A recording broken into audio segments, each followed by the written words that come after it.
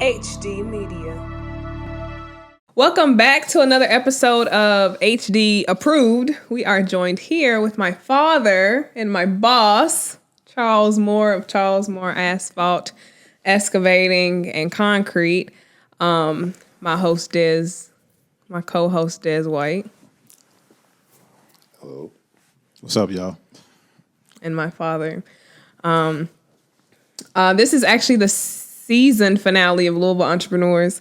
We wanted to do a special episode because this is my father.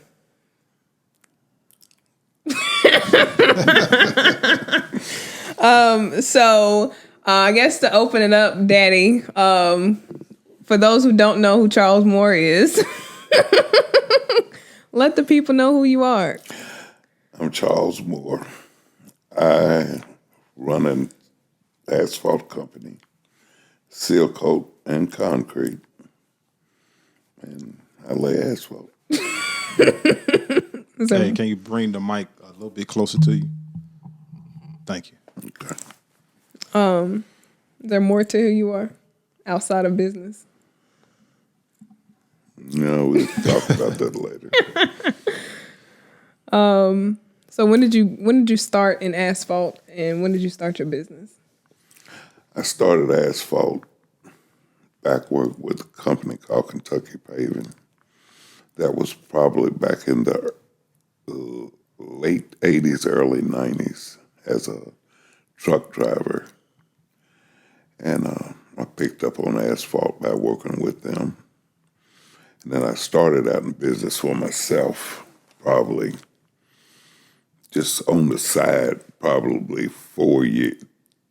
2 years after I worked for Kentucky Paving, just seeing if I could lay a few driveways, and it took off from there.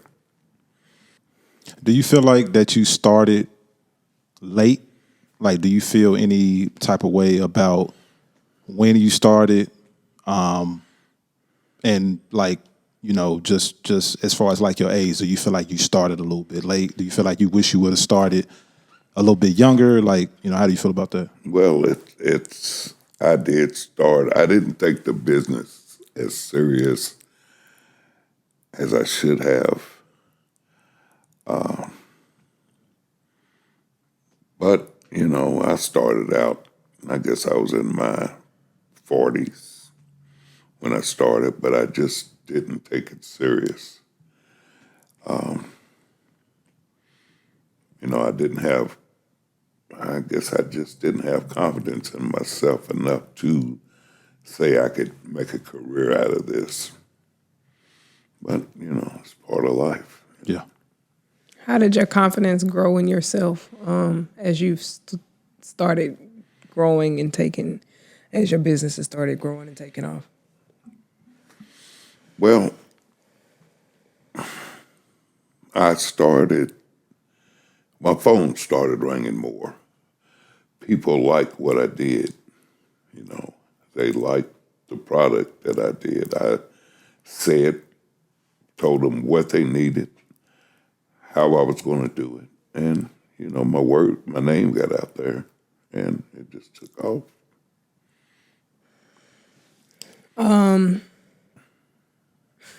I asked that question. Go to another one. I know what you was looking at. I asked that question.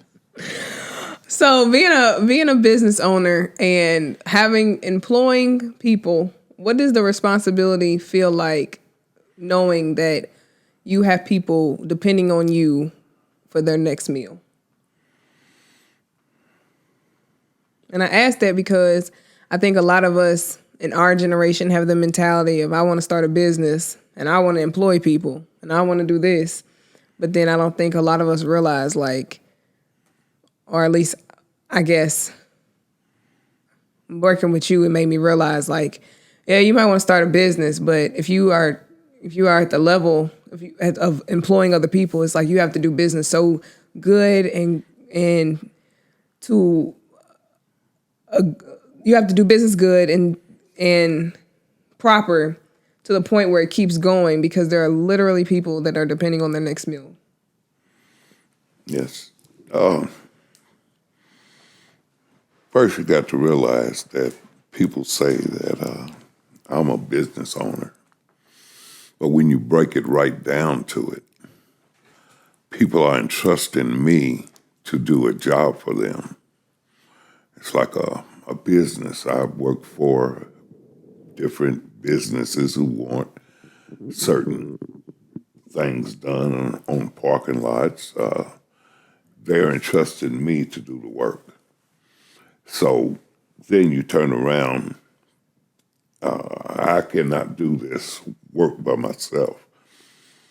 When I first started out, I'd go out and get a driveway ready by myself. But my father, he would get off work. He used to drive a dump truck, and he would get off and he'd say, "Son, you can't do this work by yourself. You'll kill yourself." So he said, the thing what you got to do is you got to get somebody to help you. And when you hire somebody, you got to pay them well. You got to make it worth their while to come back. So, it's people out here, when you stress to them that, man, this is part of your business, this is not just for me, this is for you. And when they see I take pride in what I do, they get their pride together too. And they know they're gonna make money. I mean, that's it. That's what a whole lot of people go out there for, just to make some money. I go out to do a job.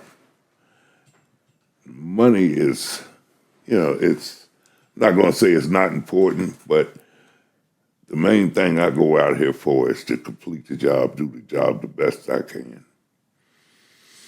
And you got to make sure you pay those men. Because if you don't complete that job, you're not going to get paid. Right. Do you have any advice for young entrepreneurs?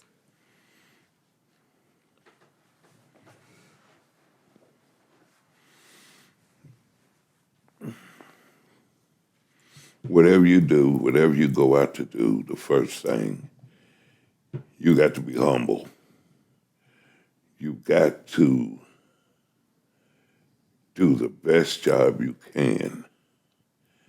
It might not, don't slacken nothing, Be nice to your clients, be concerned of what they want.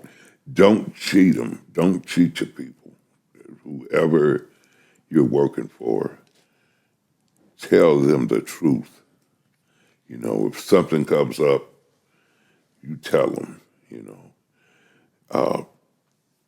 Be serious about it. If you're going to start a business, be serious about it.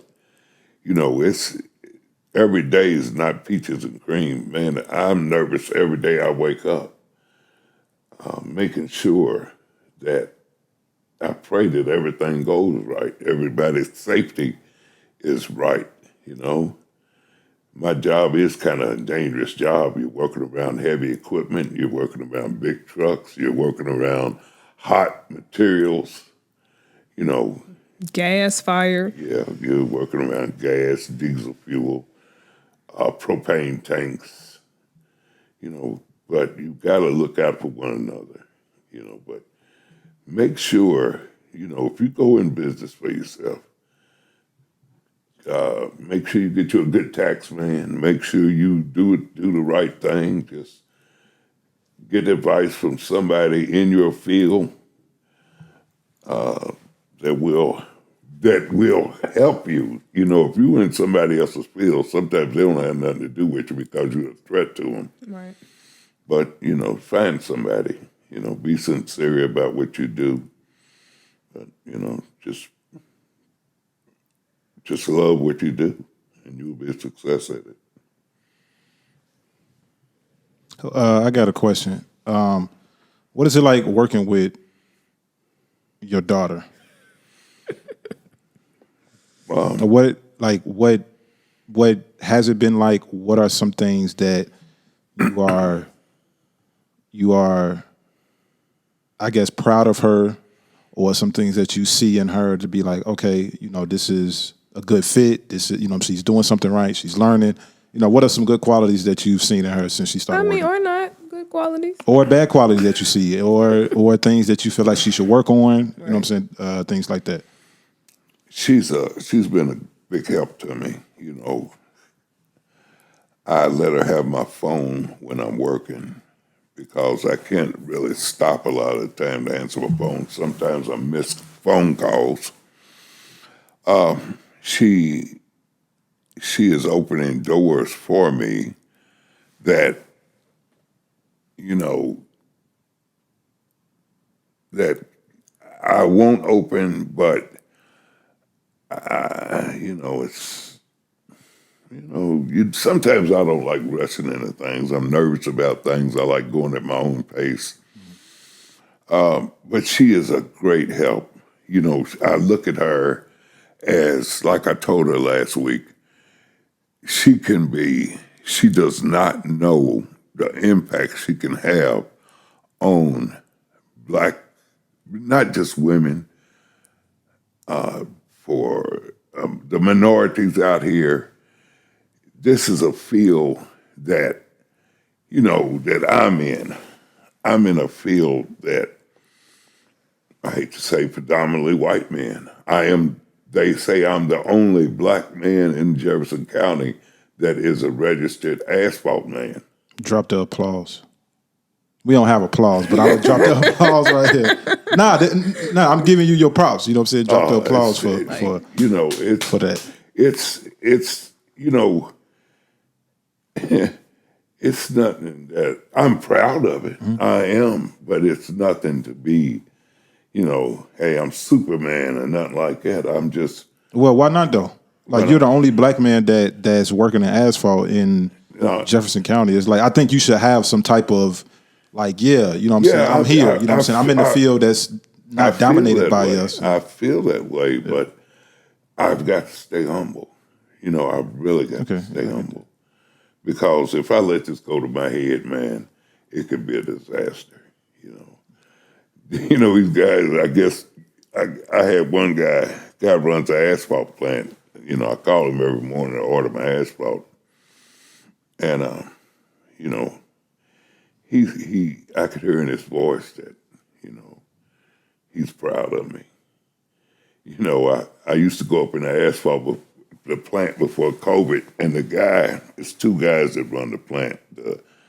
One of the operators, he says, his name is Steve. He says, Charlie. I said, yeah, Steve. How many tons you getting today? 500? I said, no, Steve, give me my normal 10 or 15. Well, Charlie, I know, dude, you're going to get that 500 one day. I said, come on, man, don't mess with me like that. He said, I know you are, Charlie. Sometimes people see things in you that you don't see. Yeah. I'm working my way up to the 500. I've been close a few times. So as far as I want to get back to working with your daughter and things like that. And you said something about being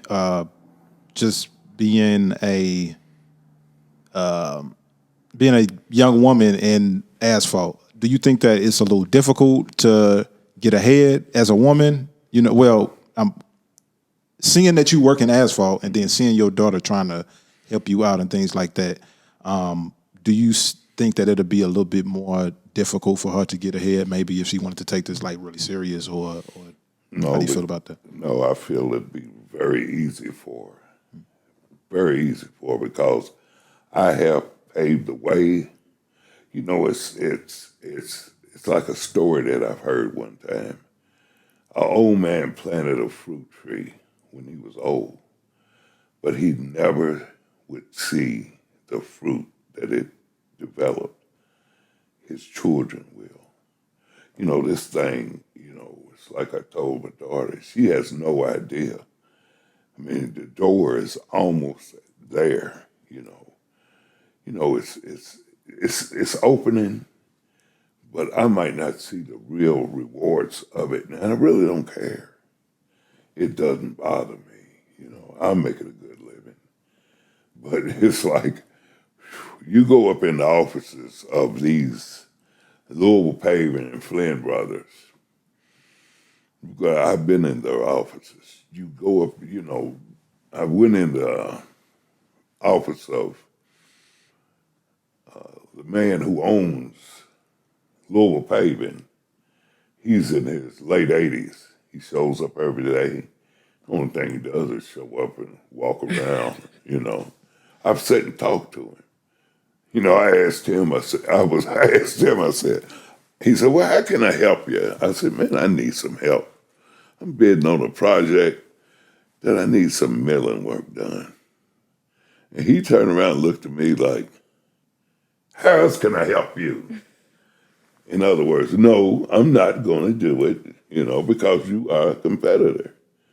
And dude, I'm thinking, dude, I am so low on the totem pole. It doesn't make any difference. I'm a competitor. To them, I am a competitor because I'm a black man, and with the right paperwork and with the right qualifications, like I say, the door is wide open for anybody in my family who would want to come on board. It is.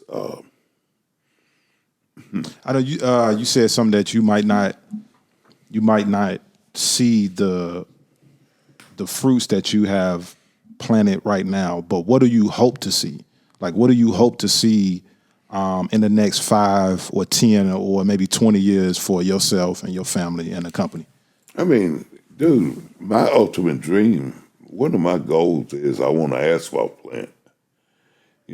That's. You're going to have to go more into that because I don't know what that is. An asphalt plant. That's where they make the asphalt. Oh. But that's where the money is.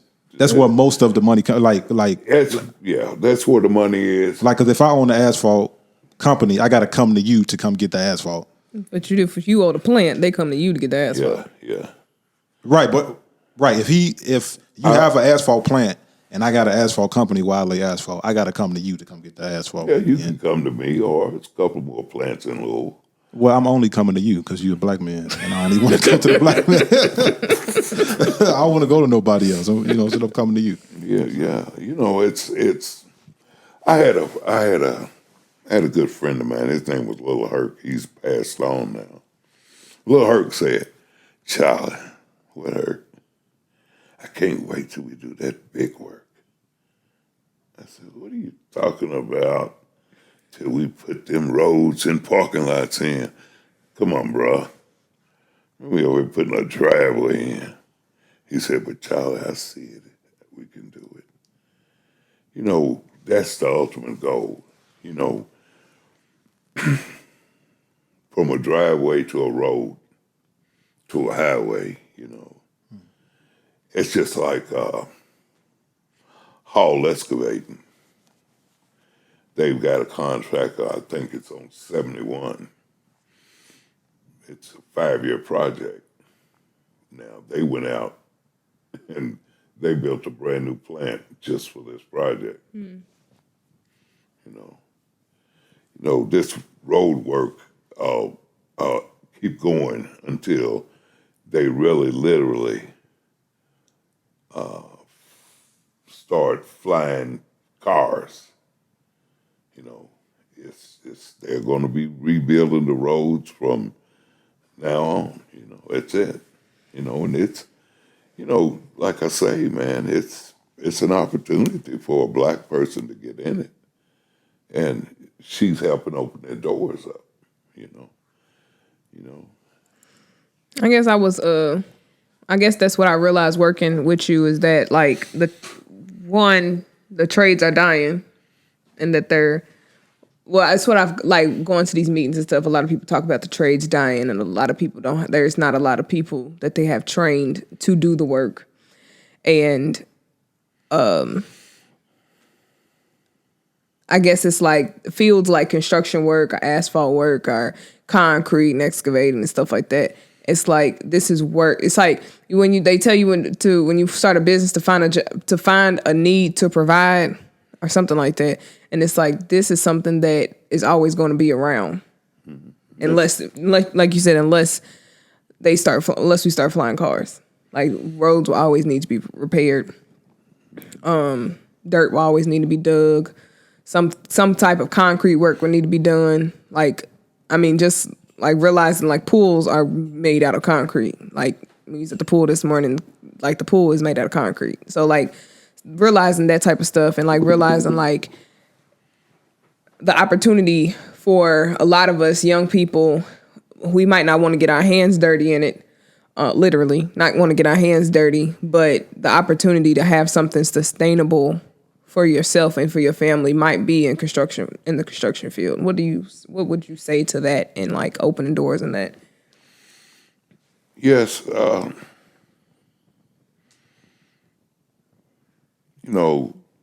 back in the day, way before I was even born, we as black men had to do hard labor work. That's what we did. And we had to do it, you know. We were concrete men. We were asphalt men because asphalt, they didn't have these pavers and stuff when, back when they first made asphalt, they put that stuff down by hand. And, it's crazy. I got a paver. I bought a paver. This is my third paver. And this paver's daggone near brand new.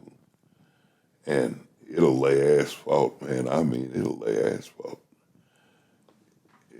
You could take two people and you could damn near eliminate 3 or 4 people. Right. Right. But,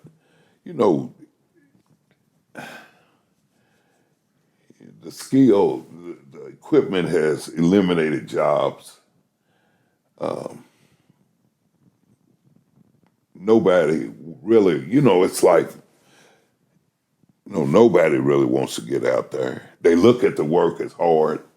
I've got a new employee, Antony. He shows up and he works, and he's a young man, and it's the perception of that's hard work. Right.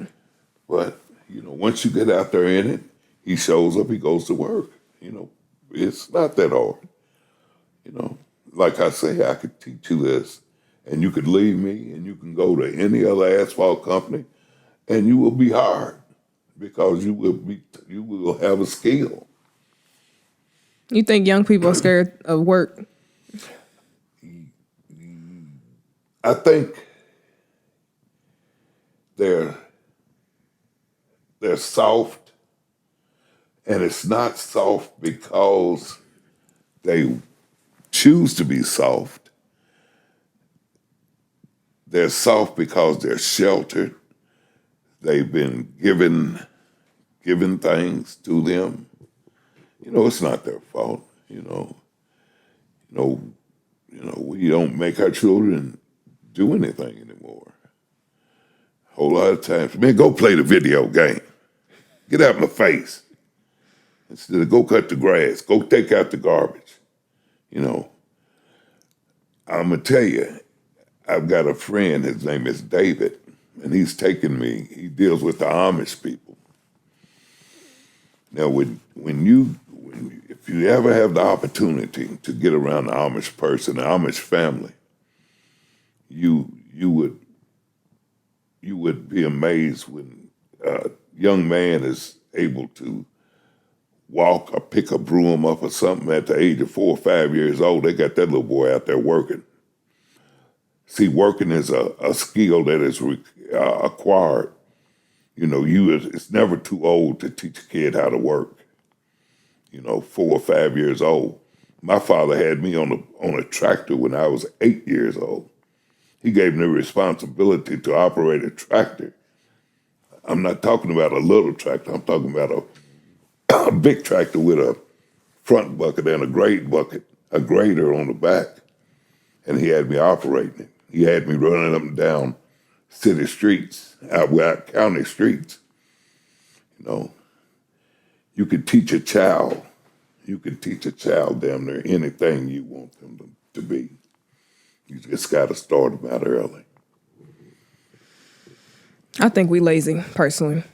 And I think a lot of times you see like young people our age like trying to retire early, and that's why they trying to find the thing that they can sell something real quick and retire early and not have to work the rest of their life. They can just sit on the beach somewhere, and it's like everybody's not gonna be that person. Everybody's not gonna be the person that is sitting on the beach for the rest of their life. That works for some people, but that's not gonna be everybody. And the people that it's not gonna be, there's nothing wrong with that. And there's nothing wrong with hard work. There's nothing wrong with work, period. There's nothing wrong with getting down and like being dirty, and people look down upon that. I was on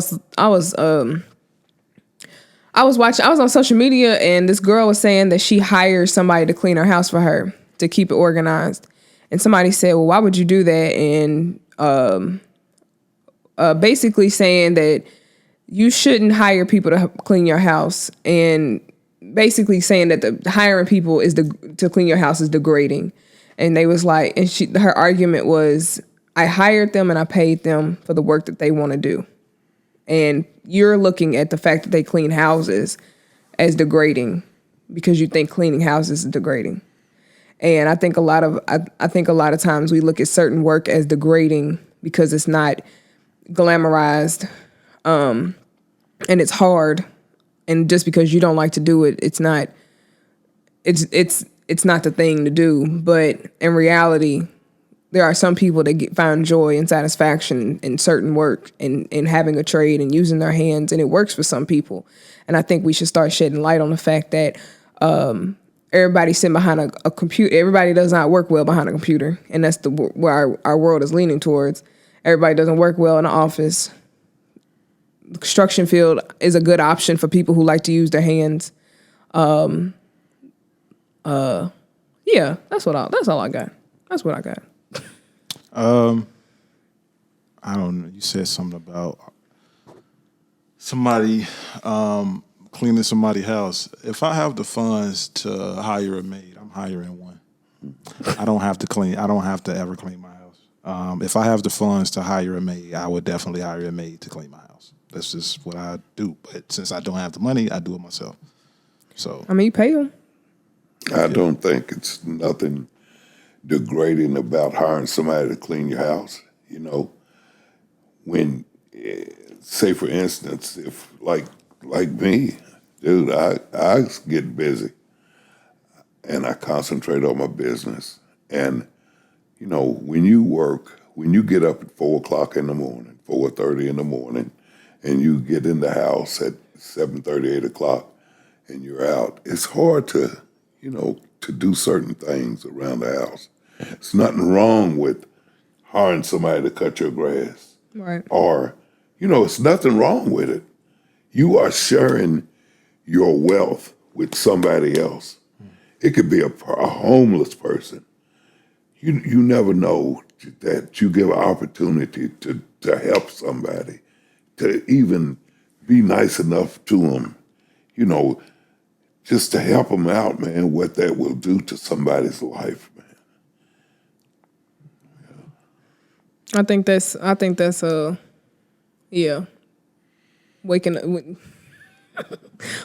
at 4:00 in the morning and being in the house super late, like you don't have time for certain stuff, and You don't. you give. Wait, you wake up at 4:00 every day for work? I get up between 4:30 and 5 every day. Yeah. Do you think, like, for young people, well, I ain't gonna say for young people, but for like, there's this thing going around, or there's this saying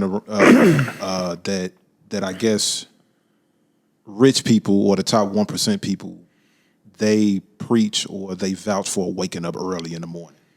Do you find it in your own personal life to be beneficial to wake up early in the morning? Maybe to get things done, maybe to get things started, or is that just what you have to do to get things done with? I'm gonna tell you, years ago, I used to work for a company called Crawford Excavating.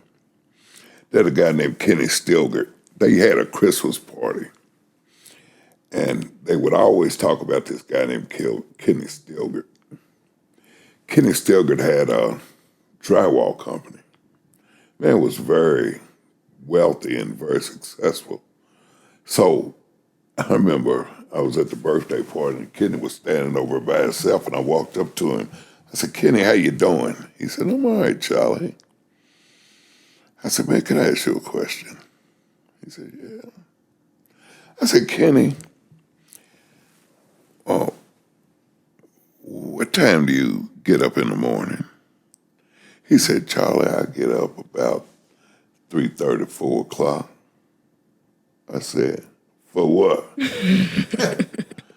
He said, I get up, I do some paperwork, and I eat, and might read the paper, but I get there at my shop, and I'm the first one there. I make sure all the jobs are lined out, and make sure all the men go out, and when they go out, I hit the street about 8 o'clock. I go see potential customers. I'm through by 12. And by that time, my day's done. Then I go back to the shop and sit around, make sure everything went all right. I said, what time you go to bed? Oh, about 7:30, 8 o'clock. I looked at that man and said, man, this man got to be halfway nuts. He don't get to do nothing. But look, I found myself getting up at 4 o'clock, 4:30. And sometimes I still run late. Yeah. It ain't no joke out here. To run a successful business, you gotta get your rest. You'll find it necessary what time to wake up and what time to go to bed. Because when I walk in the house, I got a routine. I take my medicine. I set my alarm clock. I get in bed. I set the timer on the TV, and I wake up. It's time to get up. Yeah. So it is beneficial for the work that you do, and just wait. I mean, I guess that's what I was trying to get to as far as waking up early, because I like waking up early, but the job that I do has me up all night. Mm-hmm. So I work a graveyard shift, and I'm not gonna say hate the job, but I dislike the job because I like waking up early. I like getting stuff done. You know what I'm saying? I think the only time, I think with me is on the weekends, I go to sleep early. Like I do what I want to do as far as sleep on the weekends, and then when I have to go back to work, I have to force myself to either stay up or I have to force myself to go to sleep and get back on the schedule for the week. So I think that added to like some of the days I've been late or, not being able to feel like I want to go to work. But I think for having a business and things like that, I think waking up early is definitely a must do and a must have. It is. It's very important. Yeah. It's very important. I mean, like I say, I could still get up at 4 o'clock in the morning. I could still run late. I got a routine. I do reading every morning, and it's a routine. You got to get in a routine. And dude, I mean, it's like I'll get on the job and I look at my watch and it's 10 o'clock and I said, damn, it's day's almost done. And not only do he get up that early, he expects you to be up that early. Yes, I expect you to be up that early too. Yes, and yes, I do. And he calls everybody early, thinking they gonna be up that early. Mm-hmm. Yeah. So what's your typical what's the typical work hours? What's business hours? Before sun up. So 4 to 7, 4 to 8. Yeah, well, my bit about 4:30 till shit. Sometimes I have to. A whole lot of times I got to go look at jobs. It could last up to 7:30. Yeah. Do you get any off days? Sunday. That's it. And well, no, because I got to go look at a job. A guy wants me to look at a driveway that he expecting to have an answer for Monday, tomorrow. Yes, there is. Usually, my thing is I give the Lord His day, man. But I hope He forgives me. But I got to go look at this driveway. It's like this says, you got 6 days a week to work. Man says, oh, I'm going to go work 5 days a week. Shit. I try to do 6, 5, but then on the weekends I'm trying to catch up. That's why I'm here, hoping to help. And I don't mind helping either. That's right. Thank you. Anytime I can. So I think one thing that and I never told Morgan this or anybody this, but you know what I'm saying, when we had that conversation at your mother's house, and I was asking about, okay, how do you be able to go outside? Because I be thinking in the future, I be thinking ahead, I be thinking like, all right, how do you take something from what you're doing right now to maybe another state or another city? I'm from Chicago. How can you bring Mr. Charles to Chicago? How can we bring him to Cincinnati? How can we bring him here? How can we bring him there? So that's what I be thinking about. But I don't know. The certifications that we're doing, what we're doing, you can take a certification in Kentucky and jump a state with it. My mind is so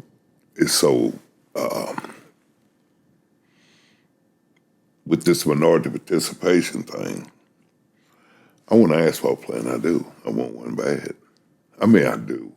I want one. It's not nothing I'm going to go out here and stress over. But I get this minority certification done. I get to do some of the road work. Maybe I could buy me a plant,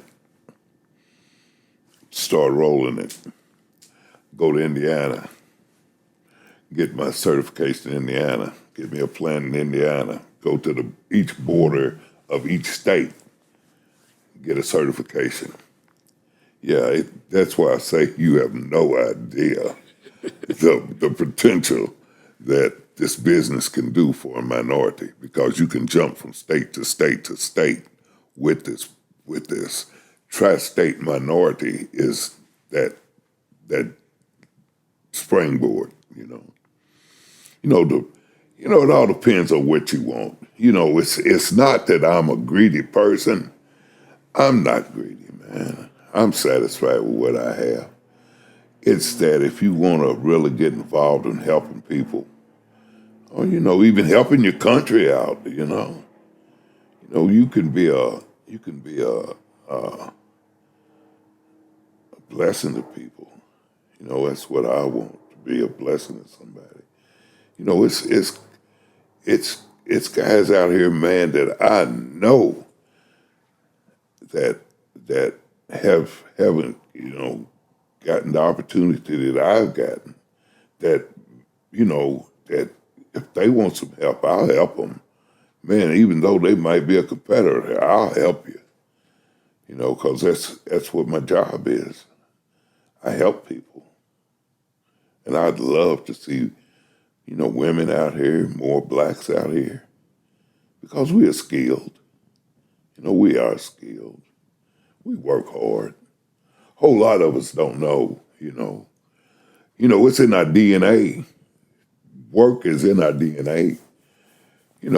I get out there, when I was younger, I got out there at one time, and all of a sudden I'm thinking, where did I learn this at? It's in my DNA. Right.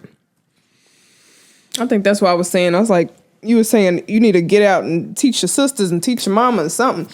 I'm like, it ain't that hard, but again, because I just feel like it's in me, but it might not be easy for somebody else. But a lot of times it's in you, and we don't even realize it. A lot of times it's we don't know better. Yeah. Black race, we don't know better. We have not been taught these things. We have not been taught. It's not our fault, Right. And we shouldn't be so hard on ourselves. But it's not that hard either. You got to get you some help. I'm so grateful for you to help me. Mm-hmm. I'm so grateful for my daughter to help me. And I want her to ask me more questions,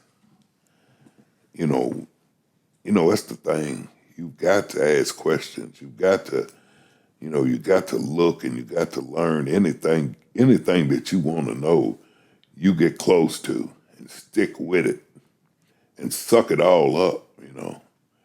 Get on somebody's nerve, but it could be done.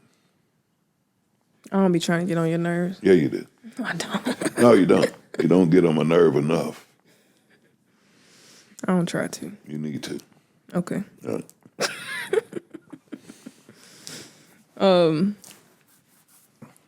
Oh, you said something. Oh, get help. I think that's a big piece for us. Is that we're so the independent generation that we don't want to ask for help, and I think that is going to be our downfall, because businesses are a lot of responsibility, and they're big, and there's a lot of moving components, and you have to. If you want to start a business, you're not gonna know how to be the accountant. You're not gonna know how to be the marketer. You gotta ask for help, and I think a lot of us want to do all of it, and we can't. And you've said that a couple of times in this, and I just wanted to highlight that.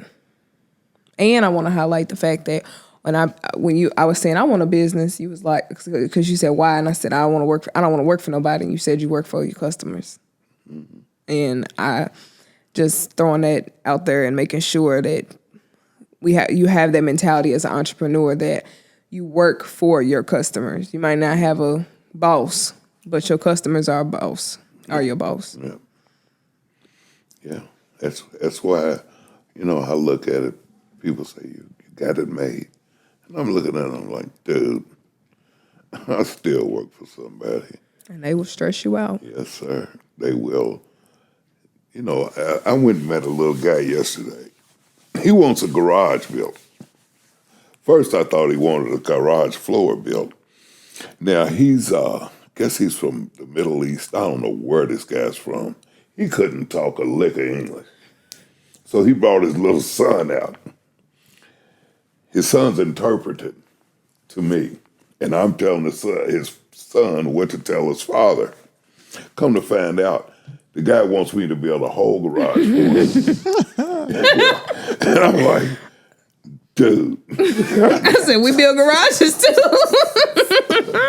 I'm like, I mean, he said, give me price. I'm like, yeah, hold on. Okay. Yeah. So, it's crazy. I know a guy who can design a garage. I'll go to him and ask him to draw a garage up, and then I'll, figure it out how much it is. Now we finna be building garages. That's right. We do all that. But you never know who you run into. You got to treat your customers right. And I'm thinking in my head, how did this guy get my number? And then just as soon as he said, your number, I got your name from Fagenbush. And I'm like, Fagenbush. I said, oh, the little couple that they're foreigners to, that I put a patio in for him. He said, you good guy. I'm like, damn, right. You build garage. I'm like, okay, buddy, I'm going to build your garage. So you did accept the job? Mm-mm. I thought y'all accepted the job. I thought y'all was going to. Dude, this was yesterday morning. Man, I'm going to help him out. I'm going to do the best I can. But, shoot. You can do the floor of the garage. Yeah, we can do the floor. Point him in the direction for the rest of the garage. Mm-hmm. I point him in the right direction. Yeah, I don't know if I have anything else. You got anything? I mean, you kind of already answered this maybe, but what kind of legacy do you want to leave for your family or the community?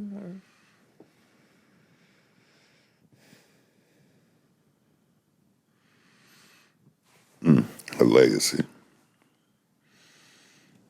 Yeah, it's kind of hard to put my mind around a legacy. Yeah. Hard worker, a helper. Legacy. just be known to help somebody.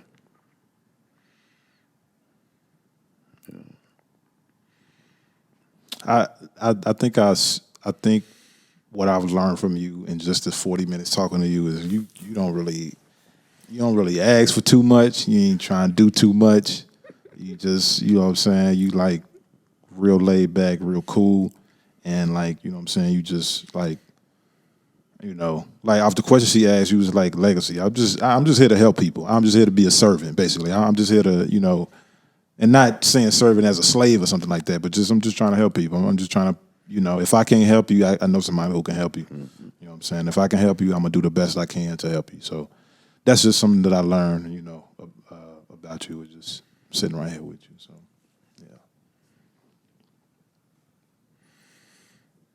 Yeah. I hope that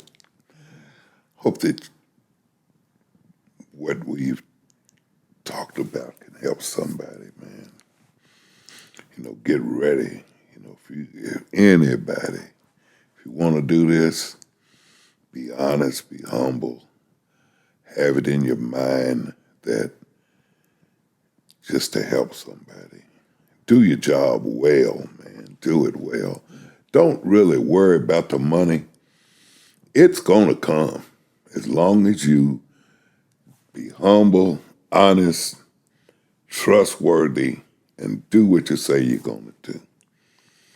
They might chase you away from this, whatever you want to do, because it will come. And believe in the Lord. That's the most foremost thing, believe in the Lord.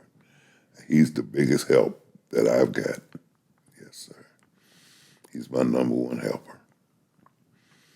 amen. Without him, I'm nothing.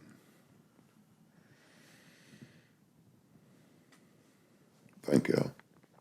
Thank you. Thank y'all. That's all we got on this last episode of HD Approved. Please don't say conversations. We just did like 3 of them. The series season finale of HD Approved with my father, the owner of Charles K. Moore Asphalt, Excavating and Concrete. I am Morgan Allison. I'm Des White. Renee. My whole name. I'm Morgan Allison Renee.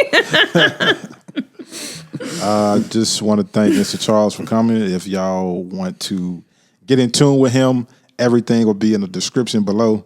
Instagram, face. You got Instagram now, Daddy. Yeah, you got Instagram. You. Ooh.